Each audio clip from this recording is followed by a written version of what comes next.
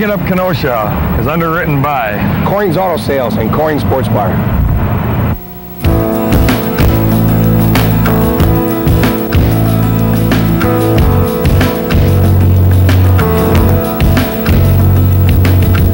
Welcome to Shaking Up Kenosha. I'm Dennis Shook.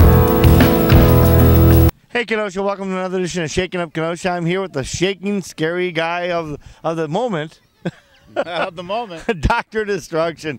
Doc, how you doing, pal? I'm doing very, very well. It is the season, you know, ghoulies. You ought to be out here. You're out here. I'm out here. Yeah, you're out there, too, from what I hear. There you go. Way out there. Yeah, We're at Jerry Smith's Pumpkin Farm, and Doctor, I still want to call you by your real name, Doctor has a display, a maze, a conglomeration of stuff out here. Yeah, and little kids can even come. Right, they're more than welcome. But yeah, we have, of course, the haunted forest mage, which it's become a legend, you know, and of course the legend of the haunted bus is always perpetuated too. You know, back in 1950, that bus just appeared on the grounds out here, and they tried to get towed off many times, and it'd keep coming back. It's a haunted bus. They finally towed it to Albuquerque. It was gone for 2 weeks, but it came back. So finally they said, we'll make it a haunted bus. It's kind of like a cat. Yeah. Keeps coming back. All right, yeah. Well, the haunted bus, though, the haunted maze is all, it comes out of your brain. Yes, it does. It comes out of my brain. Well, when did you start doing this, Dale? Oh, I started here with Jerry in 92, I think it was. Wow, yeah. 15 years. Before that, I was doing stuff with Kemper Center and doing my own other displays and everything. And then, of course, I had the haunted bus that actually traveled around for a while. Bringing it on the road was a whole new experience. Let's talk a little bit about how you are Dale Wamboth, a.k.a. Dr. Destruction. How did that transformation occur, and when did it occur? Well, was there a transformation? I don't know if the two are too different. Okay. I had the name Destruction from that was a stage name from my punk rock band days. That's just kind of stuck. And then I met the now long gone David Spring. He said, "Well, right. We want you to be a horror host." I said, "Well, that's a great idea." And he was like, "We want to call you Dr. Destruction." I said, "That's the stupidest thing I've ever heard in my life." Little did I know, it was it was gonna take over my life and my rock and roll wardrobe. So you know. Well, you have quite a wardrobe here, though. You are what we call a melancholy character, but you're not really in a personality regard. You're a more vivacious guy than your demeanor might. I know we know all of that, but yeah, you know, you kind of become your own joke sometime, ghoulies. Be careful. Now, obviously, you have a show, TV show, so let's plug that. Cheap plug time. Cheap plug. Dr. Destruction's Crimson Theater, Saturday nights at 9 o'clock, Tuesday at 3, and midnight on Friday on Kenosha's own Channel 14. And Channel 14. Before we go any further, I just want to give you props, as they say in the nomenclature today, for winning the Lifetime Achievement Award from Kenosha Community Media. No, it was the Producer of the Year Award. Yeah, but you're a Lifetime Achiever. Lifetime Achievement. I'm not old enough for a Lifetime Achievement Award. That would be like Bing Crosby or something. Or Scott Barter. I'm not going there with you, pal. What I wanted to talk to you a little bit about, and then we're going to go walk through the maze, is, you know, this is a labor of love for you. I mean, it's obviously, you know, it's something you do because you like to. Obviously. Otherwise. Well, I probably would anyway. I mean, if I do now, you know. But yeah, it's a labor of love, and you got to love it. Here every day? I'm here about 10 to 12 hours daily. Wow. on the site, and then I've been here in my spare time, you know, since probably May, working on other stuff out here, the backdrops and things. Well, that's one of the things we want to do. Obviously, you do a lot of artwork. You're a very talented artist. So we're going to take a look in the maze and take a look at some of the stuff you do. All right, let's take a look. All right. Now, Doc, we were here last year, obviously, and this was a little different scene here than we see now. It looks pretty cool, though. Oh, yeah, some things have to be rebuilt out of necessity, you know. Mother Nature blew down the castle, so we had to rebuild it. Now, this is an actual castle that was brought here stone by stone from the old country. Oh, yeah, just like the Basilica in Milwaukee. Yeah, I understand how that goes. But really, though, it's you do all the stuff yourself, right? Yeah, pretty much. Yeah, it's pretty, you know, once in a while I get one of my ghoulies will come and help me out, which they do. Ghoulies are actually groupies, for those of you out here who don't know what ghoulies are. Well, they're not really groupies. They're groupies. I don't know. I don't know if I could admit to having groupies. It's a political season we're in, you know. You have this, obviously, this whole castle, this whole backdrop. We're going to see a lot of stuff. The knights, the armor, that's all pretty cool. I mean, you're obviously not just into the whole, malevolence thing, Oh, no, well, because of my studies in art history and history overall, I have a deep interest in medieval culture and Renaissance artwork. And a lot of those things, though, are sort of staples of horror movies. I mean, every great castle has a suit of armor somewhere in the corner. So subliminally, it's always something that's been there. So, I have that background, too. And a lot of times those things get, assimilated into the horror scene. That's really, your career path really is art, right? I mean, that's really yeah, what you right. right? Yes, very much. Art, music, it all seems to sort of relate. Yeah, and do you still do your TV. Die Monster Die and all that? Yeah, Die Monster Die, still alive, sort of. As alive as it's ever going to be. Let's go take a look at something else, too, okay? All right, take a walk through there.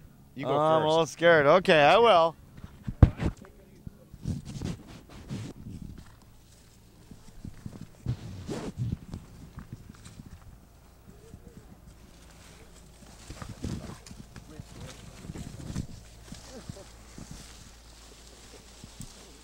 You're a tall guy. He's not supposed to be short.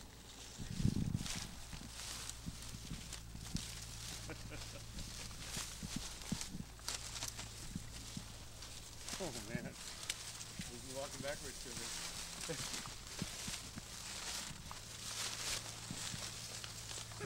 Walk into the dead end. Go ahead. You are a devil. You're allowed to do it. Go ahead, buddy. Well, we're here in the cemetery part of the maze, and I can really dig it. If you excuse. Yeah, I'll be here all week. Tip over your waitresses. This is a pretty scary part. I mean, if we're here. It's kind of light outside. But, I mean, if I came through here when it was dark, I might be a little scared. Well, you should be. That's the idea, right? That's the idea, is to build an intense environment that you really want to get out of, even though most of the kids want to come back in again. They do. Oh yeah. Once they go through the screaming and it really is. It really is it's a fantasy setup, even though it's cemeteries and has sort of links to real life things. It's very much a fantasy. Now, obviously, people, that cemeteries are not always that great with cemeteries. They're not always that great with Halloween.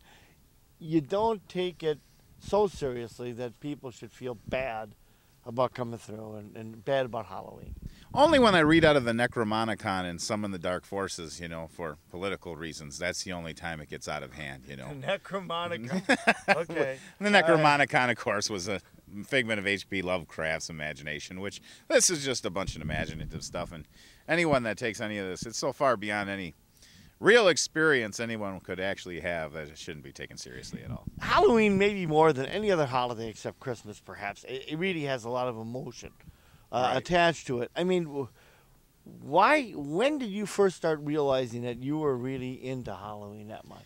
Actually, I think it was the first time that I went to a pumpkin farm myself. Okay. Yeah, and, earliest maybe something like the Munsters or something, and then seeing the original Universal horror films, and that was after I saw those, that was it. Now, how old were you at that point? Maybe 6, 7. Wow. And obviously, for people who don't know about the original Universal horror films, we're talking Lon Chaney, Bela Lugosi, Boris Karloff, the classics, Frankenstein, Werewolf, and all that. Right.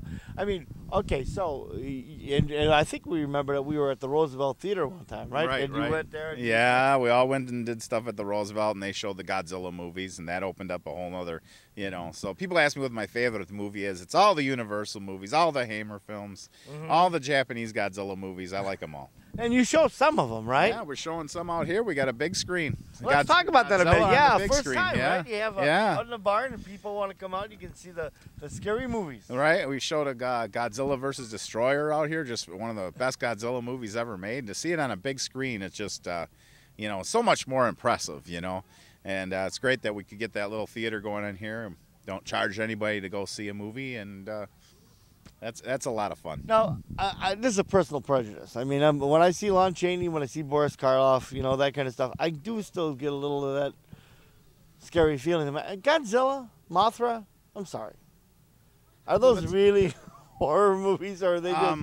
Well, they're more science fiction, of course. Even though that Godzilla versus Destroyer was done very much in a horror movie sort of sense. It really, and the original Godzilla was really a horror movie, true horror movie. Actually, the first nuclear protest film in a way. Yeah. Oh, obviously. Now, when people come out here, they should know that I suppose there's a certain age of kid that shouldn't come through here. It's a little scarier for really young kids. Oh, I don't know. Most of my ghoulies, they know to take it easy on the younger ones, and then, if they see somebody older in there, let them have it. You mean there's people who come out of the woodwork here? Yeah, there's people that come out of the woodwork. Okay, well maybe we'll run into a couple of them as we encounter the rest of the maze. Yeah, that's right.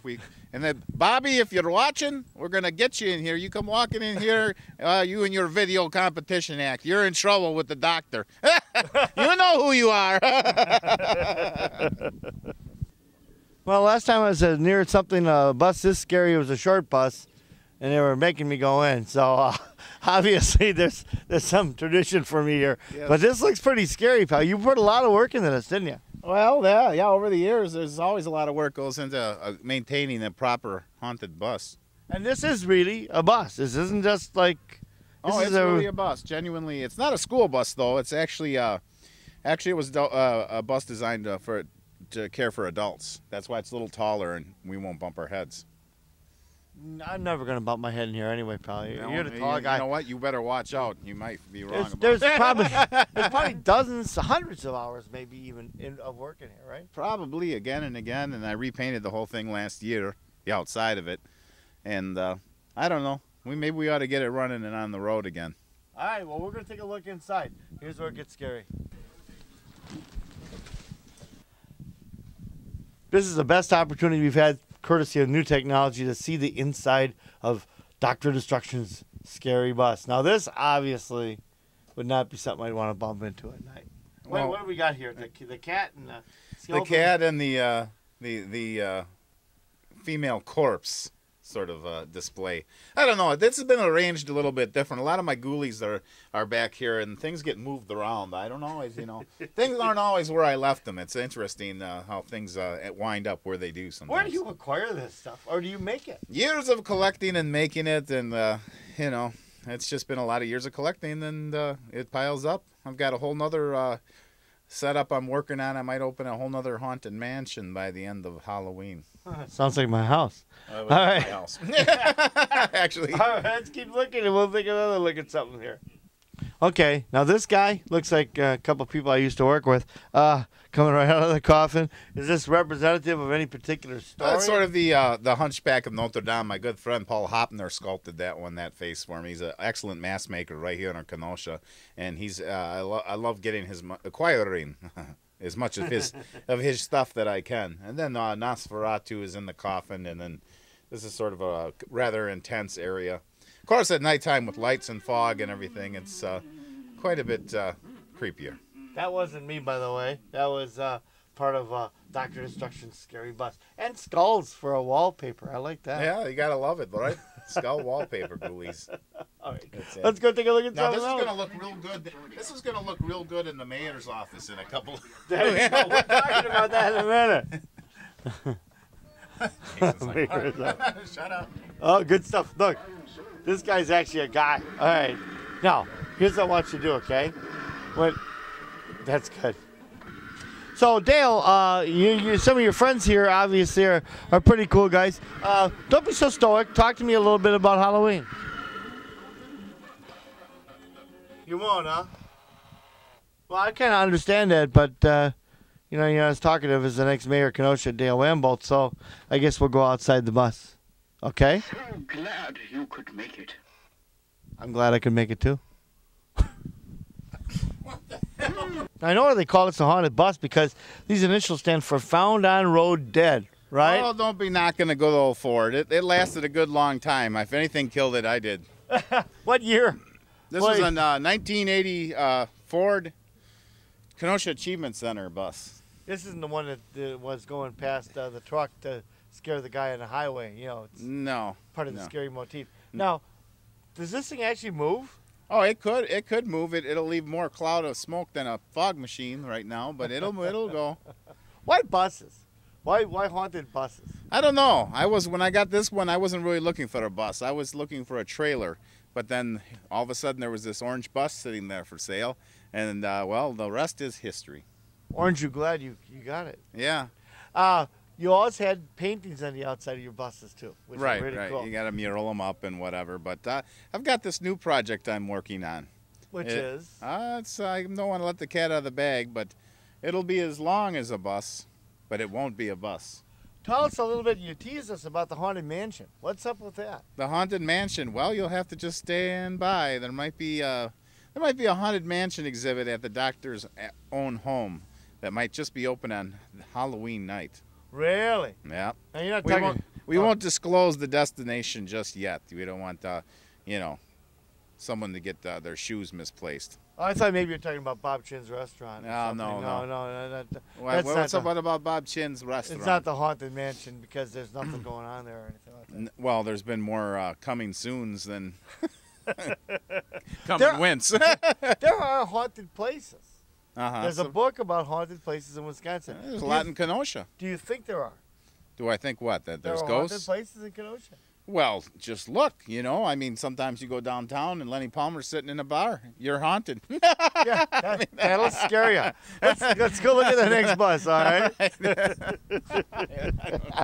All right, so we're going right through one of the haunted buses.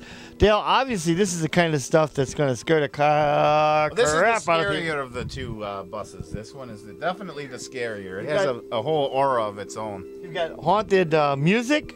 Well, you've got to have haunted music. Come on. You've got haunted ghoulies. Uh-huh. No real ghoulies, all right? I mean, we've got real haunted music. It's not like karaoke. That's been haunting me for years. I don't know about you. Well, you've got this scary character right here. Hey! You've got, holy cow. And you've got, but no terrorists. I mean, this is real horror stuff. Oh my God, Mom. Ready? You're just going to take some shots?